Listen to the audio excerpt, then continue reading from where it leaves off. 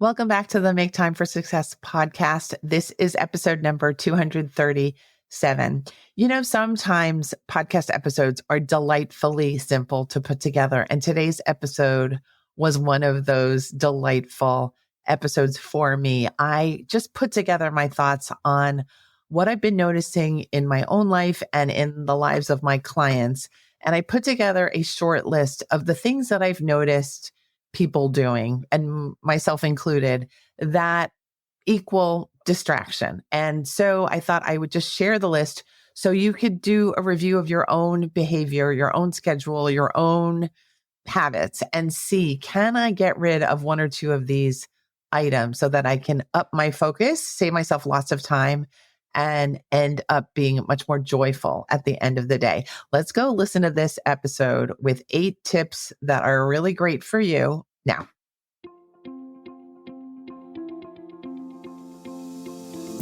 Hi, I'm Dr. Christine Lee, and I'm a psychologist and a procrastination coach. I've helped thousands of people move past procrastination and overwhelm so they could begin working to their potential. In this podcast, you're going to learn powerful strategies for getting your mind, body, and energy to work together so that you can focus on what's really important and accomplish the goals you want to achieve.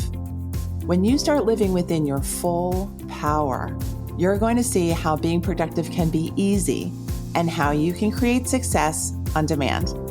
Welcome to the Make Time for Success podcast.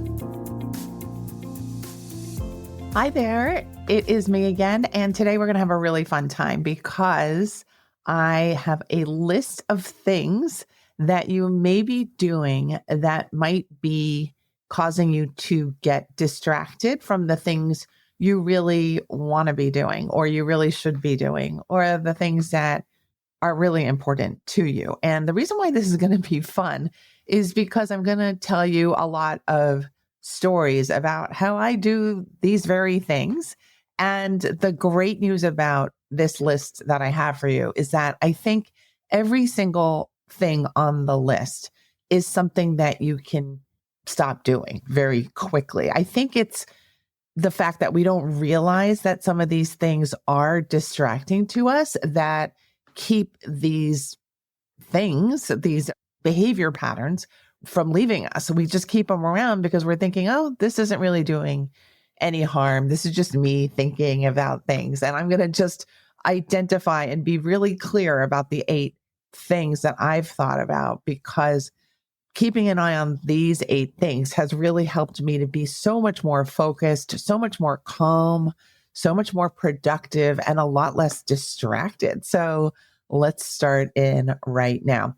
The first topic that I have for you is comparison. I don't talk a lot about comparison on this podcast because I think for me, it's such an old, bygone type of topic for me. I used to be someone who compared everything. How am I doing? Am I going too slowly compared to this person? Oh, look at what they're doing. And I think getting rid of comparison was just the biggest favor I've ever done for myself, because comparing yourself to other people is just, I think, by definition, a huge distraction, because no matter how relevant you think what that other person is doing, that person is doing that thing for their life. They're not doing it to make you feel badly or to make you go more slowly or to get you out of the race. There's no race. It's just your life that we're talking about. So why would you compare yourself to person X, Y, or Z? Because they're living X, Y, and Z life. They're not living your life. So I decided to put this particular item as the top of my list because I think this is something you could literally stop doing today, and you're going to feel like you've given yourself the biggest gift to say, you know what I do and what I choose to do and how I do things matters. And I don't have to dumb myself down or compare myself negatively to anyone else, no matter how things are going for me. I can just keep my eyes on my own page or project or life. It's going to be so freeing when you get there. All right. Item number 2 is this interesting thing that we do, which is counting time. I used to do this constantly. I would say to myself, oh my God, I can't believe I have wasted 6 weeks on this. Oh my God, I only have half an hour left.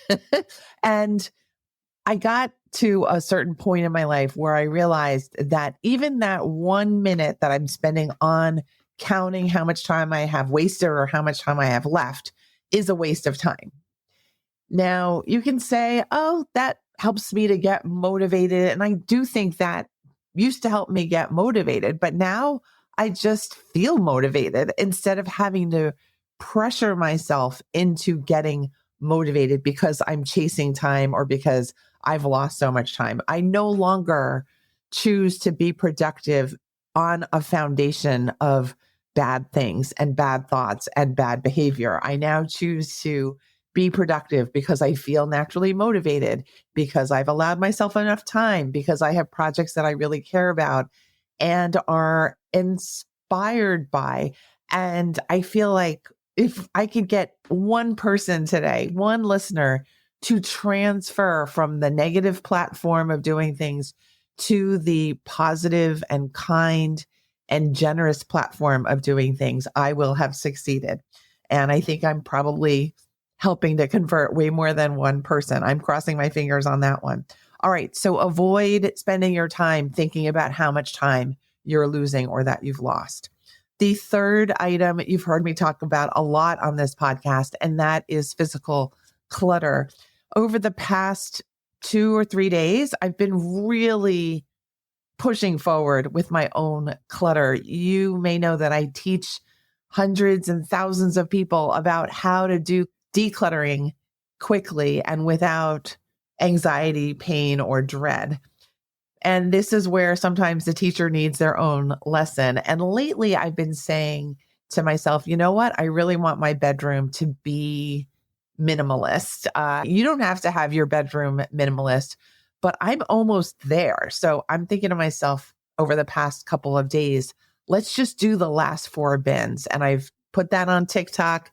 It's been really fun. It's been really gratifying because remember, every time we declutter, we feel lighter. We feel proud of ourselves. We feel that much closer to an uncluttered, non-distracting space. So if you have any physical clutter, maybe do 1 bin today, just because you heard this podcast, just because you can, and just because it won't take as much time or energy as you think it will. And even if it does take a little bit of time and energy, you're going to get your space back. You're going to get a rush of lightness from the decluttering effort. So you can turn this one around today, guaranteed. Item number 4 that I have for you is the distracting behavior of thinking about what you don't want to have happen. This we do innocently. We say to ourselves, oh, I don't want to bother that person. Oh, I don't want to overstep. Oh, I don't want to make any mistakes. The thing is, that's all great. And we're all really well intentioned. We need to start with that as the baseline understanding of who we are. But when we spend a lot of our energy thinking and daydreaming about what we don't want to have happen, I'm going to say we're distracting ourselves from moving forward. We are taking our precious time and energy away from saying, you know what? I'm going to go introduce myself to that person today. You know what? I'm going to apply to 4 jobs today instead of thinking that I don't want to burn my energy too quickly today. You're just going to try for what you want instead of hemming and hawing and worrying about what you don't want to see in your life. Of course, you don't want to see certain things. These things are assumed. Let's just assume you know what you don't want to see, and let's go for what you're going to create, what you're going to get for yourself, what you're going to accomplish, what you're going to let go of. Maybe it's that bin of clutter, right? Save yourself that time, regain your focus, but focus on what you want, not on what you don't want. That one's important. So I just want to put a star on that one. Number 5 is very close, like a cousin to tip number 4, which was don't think about what you don't want. Tip number 5 is don't spend your time thinking about how horrible, how enormous, how depleting the next thing on your list is going to be. So basically, don't scare yourself, because scaring yourself doesn't really help you do anything. And it generally is not only distracting to you because it's not helping you kind of solve the problem or do the thing in front of you. It's causing you to freeze. It's causing you to say, you know what? I'm too smart to do things that will make me feel terrible, horrible, insufficient, or unwell. And so we want to basically eliminate this whole layer of thinking, which is the layer of thinking that things are going to be so gigantic or terrifying or dangerous for our sense of safety. And we're going to just think that everything is fine and that we are fine and that we are enough and that we've lots of support. We've got lots of time. We've got great weather lately. So let's go. Let's focus. Let's not be distracted. We can say this to ourselves and then click into action. The 6th item on the list is a very simple thing, but it's a simple thing that we oftentimes don't do for ourselves. Some of you listening may be great at this particular tip, and the tip is to set a plan for your day. Today happens to be a day where I went fully in with a whole plan about how I was going to write my entire day out, what was on my mind, what I needed to get done, what I was proud of myself for doing, and what I even wanted to get accomplished this weekend, because I am recording this on a Friday afternoon. And I have to tell you, this is the personal story coming. This was such a fantastic morning and afternoon because I did that. I wrote down my thoughts. I wrote down the journaling kind of content. Then I wrote down probably 13 or 14 things that I felt like I needed to get done today. And then I went to town. I did probably 7 or 8 things. One of them was easy, like ordering something off Amazon. You know how to do that. We all know how to do that. It happened in like 5 minutes, and I've been delaying purchasing that item for a little while now, and it was gone in minutes. And so the tip really is to get organized with what you're doing instead of allowing your daydreams to take over and your time to fritter away. We can get really specific about what we want to use our time for ahead of time.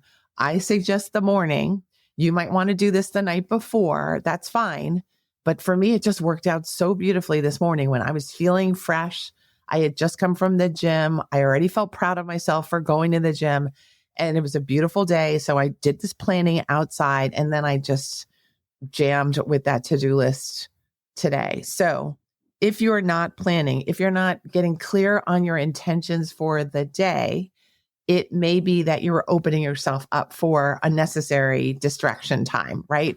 You start veering off into here, you start baking instead of doing the stuff that you actually wanted to do. No offense to the bakers. Baking is beautiful, but be intentional about when you want to do the baking so that you can really enjoy it instead of thinking, oh, I baked this, but I didn't get to do the things that really would have made a difference in my life. All right. So on to tip number 7, a big topic, and that is being perfectionistic. I tend not to be perfectionistic. I tend to be the person who's just trying to get things done, trying to move the to-do list along. But I do want to put perfectionism on this list because perfectionism can distract you from the fact that you're so close to doing all the things that you need to do. You could have so much of your time back. You could feel a whole lot less stressed than you might be day after day after day. Can you imagine being productive without feeling like you're on the line for something, like you're about to be judged for being perfect or not perfect? And that is my recent self project. I am trying to get comfortable with having my days be slower, being more mindful about things without being so stressed. I think I really like to be accomplished and to do things and to get things done. But sometimes I feel that puts me in this kind of hamster wheel, and I want to do less of the hamster wheel. So I am trying to just get comfortable with things being the way they are, with doing what I can, keeping my flow. And I'm just going to advise that if you happen to be more of the perfectionistic type, that you try this on for size. See if it works for you. Take next week as an experiment week, right? Maybe you plan in the morning. Maybe you do the hydration. Maybe you get all the minor chores out right away. And then you leave yourself all this time to just say, you know what? I'm going to do this, but I'm going to finish when I think this is enough, instead of saying, I'm going to do this for hours and hours until I can't take it anymore and I know everything is perfect. Because I think there's a real difference in the two styles of working. The last thing that I have on my list today for you, tip number 8, is letting time go by. So this is different than counting time, which was tip number 2.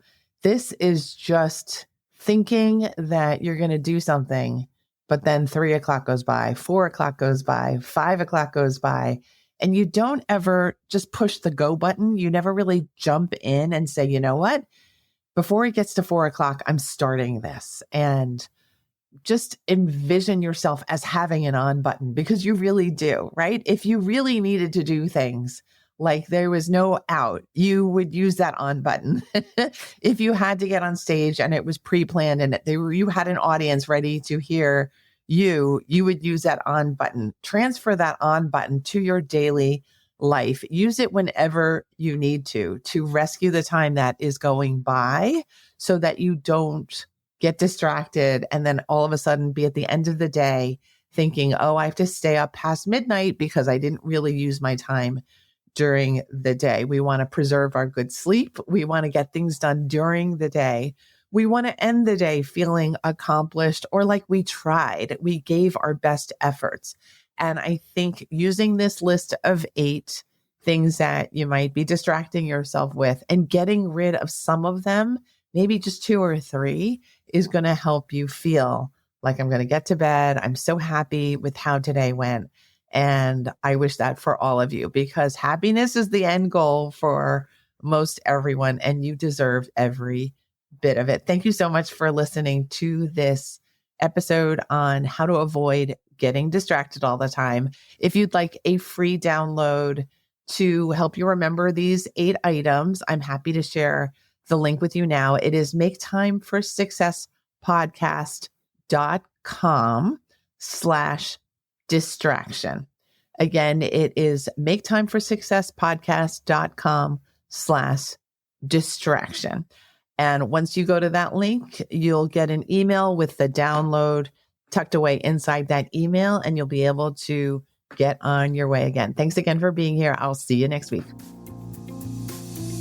Thank you for listening to this episode of the Make Time for Success podcast. If you enjoyed what you've heard, you can subscribe to make sure you get notified of upcoming episodes. You can also visit our website, maketimeforsuccesspodcast.com, for past episodes, show notes, and all the resources we mention on the show.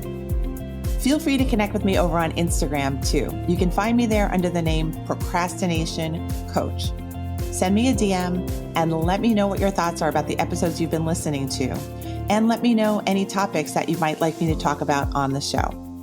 I'd love to hear all about how you're making time for success. Talk to you soon.